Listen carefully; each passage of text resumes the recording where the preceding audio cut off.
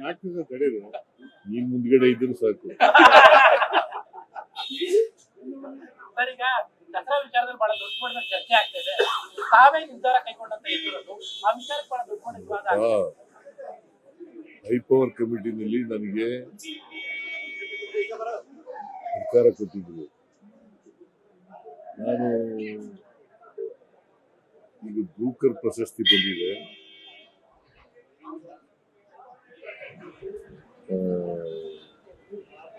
ಇವ್ರಿಗೆ ಈ ಸಾರಿ ದಸರಾ ಉದ್ಘಾಟನೆಗೆ ಅವಕಾಶ ಕೊಡಬೇಕು. ಹಿಂದೆನೂ ಕೂಡ ಒಂದ್ಸಾರಿ ಮುಸ್ಲಿಂ ಜನಾಂಗದವರಿಗೆ ಕೊಟ್ಟಿತ್ತು. ಯಾರು ಕವಿ ನಿಸಾರ್ ಅಹಮದ್ ಅವ್ರಿಗೆ ಕೊಟ್ಟಿತ್ತು.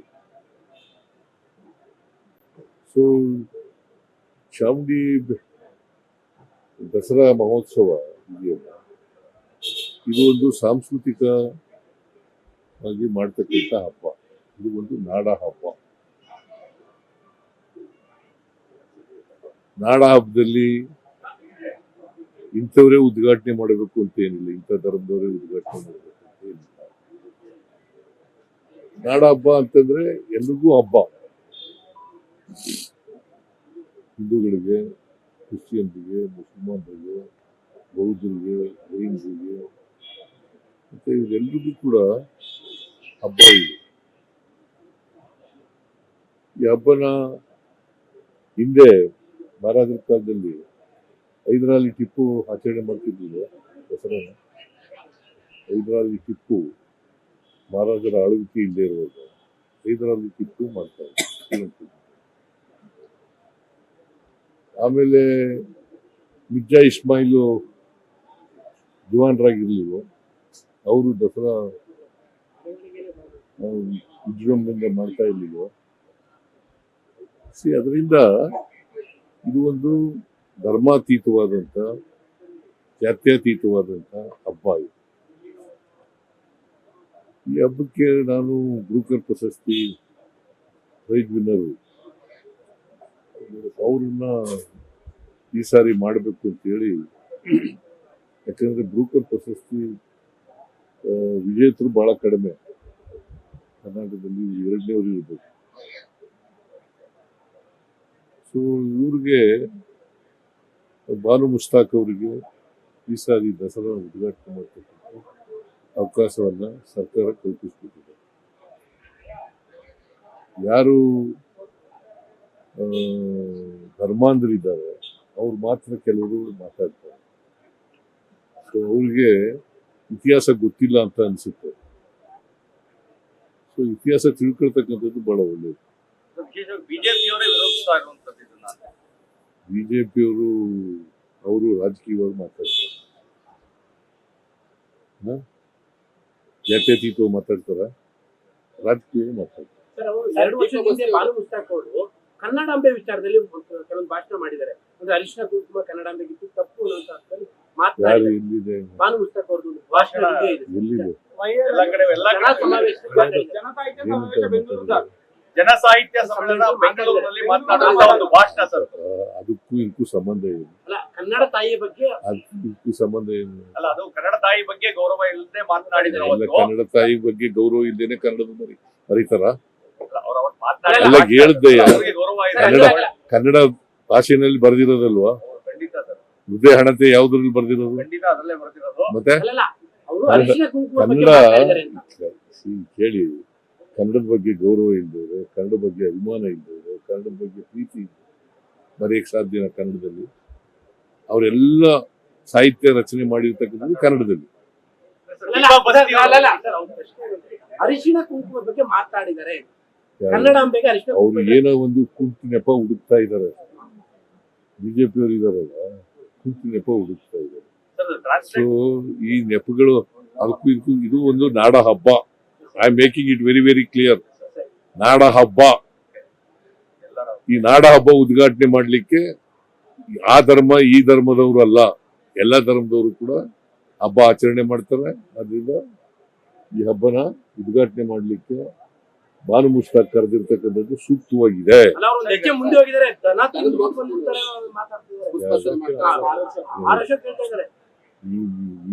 ದನ ತಿನ್ನೋದು ಯಾರು ನೋಡಿರೋರು ಯಾರು ದನ ಅಲ್ಲ, ತಿಂತಾರೆ ಮಹಾರಾಷ್ಟ್ರದ ವಿಪಕ್ಷ ನಾಯಕರಾಗಿ ಈಗ ಢೋಂಗಿಗಳು ಮಾತಾಡೋದು ಇವೆಲ್ಲ.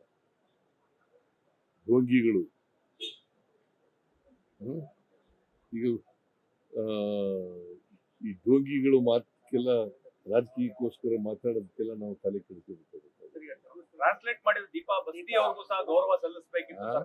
ದೀಪಾ ಬಸ್ತಿ ಟ್ರಾನ್ಸ್ಲೇಟ್ ಮಾಡಿದ್ರಲ್ಲ ಅದನ್ನ ಇಬ್ರು ಆರ್ಟ್ ಉದ್ಘಾಟನೆ ಮಾಡಕ್ಕೆ ಉದ್ಘಾಟನೆಗಲ್ಲ ಅರಮನೆ ಮುಂದೆ ಗೌರವ ಸಲ್ಲಿಸಬೇಕು ಅಂತ ಹೇಳಿ ಆಮೇಲೆ ನೋಡೋಣ ಮುಂದೆ ಇಬ್ಬರಿಗೂ ಗೌರವ ಸರ್ಕಾರ ಗೌರವ ಸಲ್ಲಿಸಿದೆ ಇಬ್ಬರಿಗೂ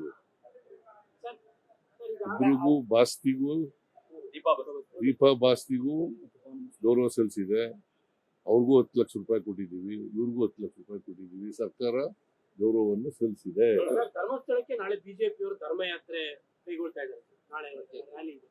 ಈಗ ಇವತ್ತು ಜೆಡಿಎಸ್ ಹೋಗಿದ್ದಾರೆ. ಅವರು ಮತ್ತೆ ಎಲ್ಲದರಲ್ಲೂ ಕೂಡ ರಾಜಕೀಯ ಮಾಡ್ತಾರೆ. ಬಿಜೆಪಿ ಅವರಿಗೆ ನೀವು ಬಿಜೆಪಿ ಪರ ಮಾತಾಡಬಾರ್ದು, ಖಂಡಿಸ್ಬೇಕಾಗಿತ್ತು ನೀವು. ಅಲ್ಲ, ಬಿಜೆಪಿ ಹೌದು, ಮತ್ತೆ ಅವರು ಮಾಡಾದ್ಮೇಲೆ ಹೇಳಿದ್ರೆ ಹೆಂಗೆ ಎಲ್ಲ ಹೋದ್ರೆ ಹೋಗ್ಲಿ ಪಾಪ. ಧರ್ಮಸ್ಥಳದ ಹೆಗ್ಡೆಯವರೇ ಸ್ವಾಗತ ಮಾಡಿದ್ದಾರೆ. ಸತ್ಯ ಹೊರಬರ್ಬೇಕಲ್ಲ, ನಾವು ಸತ್ಯ ಹೊರಬರ್ಬೇಕು ಅನ್ನೋ ಕಾರಣಕ್ಕೋಸ್ಕರವಾಗಿ SIT ಮಾಡಿದ್ವಿ. ಸತ್ಯ ಗೊತ್ತಾಗಬೇಕಲ್ಲ. ಅದರ್ವೈಸ್ ಧರ್ಮಸ್ಥಳದ ಬಗ್ಗೆ ಕೂಗತಿ ಇರ್ತದೆ ಯಾವಾಗ. ಈ ಅನುಮಾನ ಇದೆಯಲ್ಲ, ಸಂದೇಹ ಇದೆಯಲ್ಲ, ಇದನ್ನು ಹೋಗ್ಲಾಡಿಸ್ಲಿಕ್ಕೋಸ್ಕರವಾಗಿ SIT ಮಾಡಿದ್ದಾರೆ. ಆಮೇಲೆ ಆ ಫಿರ್ಯಾದಾರ ಕೋರ್ಟ್ ಮುಂದೆ ಹೋಗಿ 164 ಸ್ಟೇಟ್ಮೆಂಟ್ ಮಾಡಿದ್ದಾರೆ. 164 ಸ್ಟೇಟ್ಮೆಂಟ್ ಮಾಡಿದ್ದಾರೆ ಮ್ಯಾಜಿಸ್ಟ್ರೇಟ್ ಮುಂದೆ.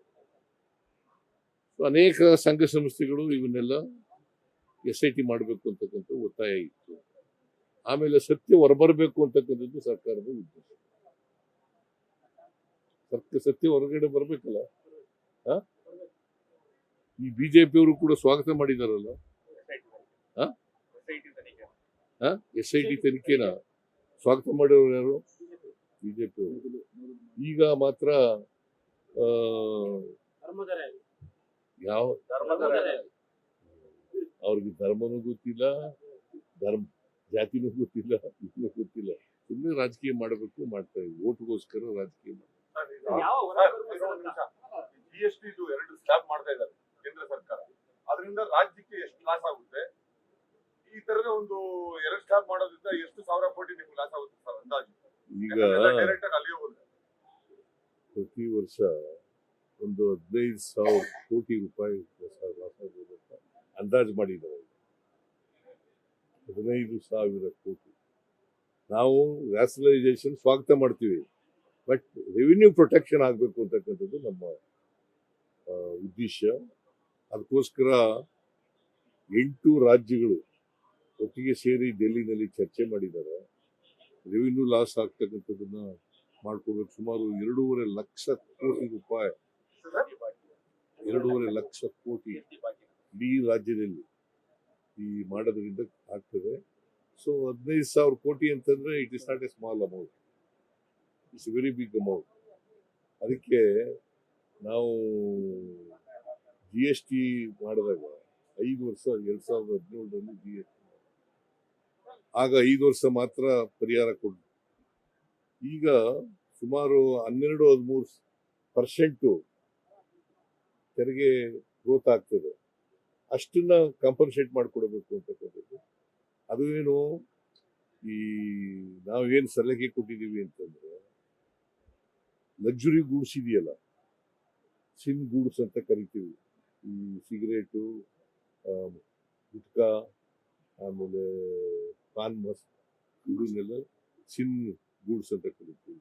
ಕೆಲವು ಲಕ್ಸುರಿ ಗೂಡ್ಸ್ ಅಂತ, ಈಗ ಬೆಂಚ್ ಕಾರ್ ನಲ್ಲಿ ಓಡಾಡೋರು, ಇವರೆಲ್ಲ ಸ್ವಲ್ಪ 40% ಇದೆಯಲ್ಲ ಅವ್ರ ಮೇಲೆ ಸೆಸ್ ಹಾಕಿ ಅದ್ರಲ್ಲಿ ನಮಗೆ ಕೊಡಿ ಅಂತ ಹೇಳಿದ್ವಿ. ಕೌನ್ಸಿಲ್ ಅಲ್ಲಿ ಪ್ರಸ್ತಾಪ ಮಾಡ್ತಾರೆ ಸರ್, GST ಕೌನ್ಸಿಲ್ ಅಲ್ಲಿ ಹೌದೌದು. ನಾನು ಹೋಗ್ತಾ ಇಲ್ಲ, ಕೃಷ್ಣ ಬೈರೇಗೌಡ ಹೋಗ್ತಾರೆ GST ಕೌನ್ಸಿಲ್ಗೆ. ಅವ್ರಿಗೆ ಹೇಳಿದ್ದೀನಿ. ಅವರೇ ಈಗ 8 ರಾಜ್ಯಗಳು ಹಣಕಾಸಿನ ಮಂತ್ರಿಗಳ ಜೊತೆ ಮೀಟಿಂಗ್ ಮಾಡಿದ್ದಾರೆ. 3-4 GST ಕೌನ್ಸಿಲ್ ಮೀಟಿಂಗ್ ಇದೆ ಸೆಪ್ಟೆಂಬರ್ 3. ಆ GST ಕೌನ್ಸಿಲ್ನಲ್ಲಿ ಇದನ್ನ ಬಹಳ ಸೀರಿಯಸ್ ಆಗಿ ಪ್ರಸ್ತಾಪ ಮಾಡ್ತಾರೆ. ಸರ್, ಆಸ್ತಿ ನೋಂದಣಿ ಶುಲ್ಕ ಇವತ್ತಿನಿಂದ ಹೆಚ್ಚಾಗಿದೆ. ಆಸ್ತಿ ನೋಂದಣಿ ಮುದ್ರಾಂಕ ಶುಲ್ಕ ಇವತ್ತಿನಿಂದ ಹೆಚ್ಚಾಗ್ತಾ ಇದೆ. 1% ಮಾಡಿದ್ದೀವಿ. ಬೇರೆ ಸದರ್ನ್ ಸ್ಟೇಟ್ಸ್ಗಳು ಸಮಾನವಾಗಿ ಮಾಡಿದ್ದೀವಿ ಅಷ್ಟೇ. ಸರ್, GST ವಿಚಾರವಾಗಿ ರಾಜ್ಯದವರೇ ಕೇಂದ್ರ ಸಚಿವರುಗಳಿದ್ದಾರೆ, ಸಂಸದರುಗಳಿದ್ದಾರೆ, ಅವರೇನೋ ನಿಯೋಗವಾಗಿ ಮಾತನಾಡ್ಲಿಕ್ಕೆ ಯಾವತ್ತೂ ಮಾತಾಡಲ್ಲ ಅವರು. ಅದರಲ್ಲೂ ಬಿಜೆಪಿಯವರು ಇದಾರಲ್ಲ, ಈಗ ನಮಗೆ 11,950 ಕೋಟಿ ರೂಪಾಯಿ ನಷ್ಟ ಆಯಿತು, ಪ್ಲಸ್ 5,300 ಕೋಟಿ ಕೊಡ್ತೀವಿ 70%. ಯಾವತ್ತಾರು ಮಾತಾಡಿದಾರ? ಮಾತಾಡಿದಾರೇನಪ್ಪ ಹೇಳು ನೀನೇ. ಈಗ ಬಿಜೆಪಿಯವರು ಧರ್ಮಸ್ಥಳಕ್ಕೆ ಎಂಥದ್ದು ಧರ್ಮಯಾತ್ರೆ ಅಂತ ಮಾಡ್ತಾ ಇದ್ದಾರೆ. ಯಾವತ್ತಾರು ರಾಜ್ಯಕ್ಕೆ ಅನ್ಯಾಯ ಆಗಿದೆಯಲ್ಲ, ಯಾವತ್ತಾರು ಮಾತಾಡಿದಾರ?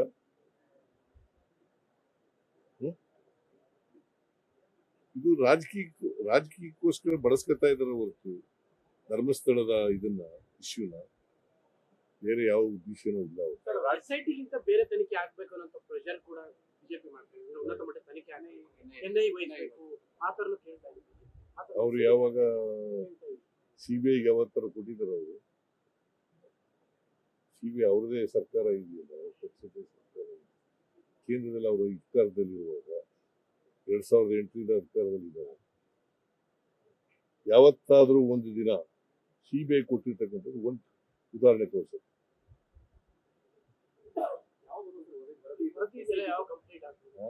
ಟೈಮ್ ಬಾಂಡ್ ಏನಾದ್ರು ಇದೆಯಾ ಸರ್? ತನಿಖೆಗೆ ಏನಾದ್ರು ಸಮಯ ತನಿಖೆ ಗೊತ್ತಿಲ್ಲ ನನಗೆ. ಯಾವಾಗ ನಾವು we are not interfering.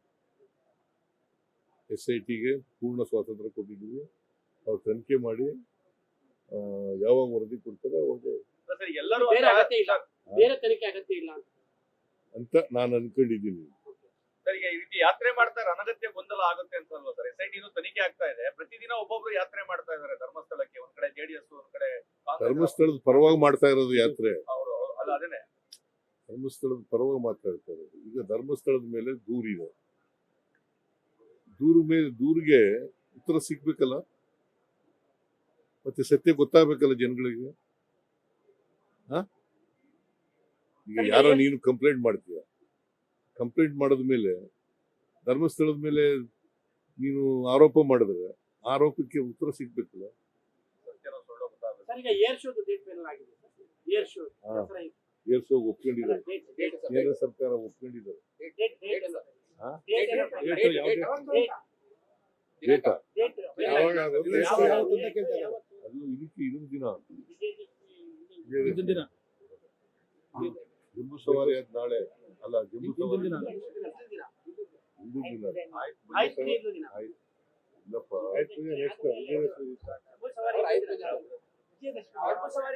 Vijayadashami ದಿನನೇ ಇಲ್ಲಿ ಬನ್ನಿಮಂಟಪ ಅಲ್ಲ, ಡೇಟ್ ಕೇಳ್ತಾರೆ. ಜಮೀರ್ ಸರ್, ಅವತ್ತೇ ಮಾಡೋದು. ನ್ಯೂಸ್ ಫಸ್ಟ್, ನಿರ್ಭೀತಿಯಿಂದ ನಿಮ್ಮ ಪರವಾಗಿ.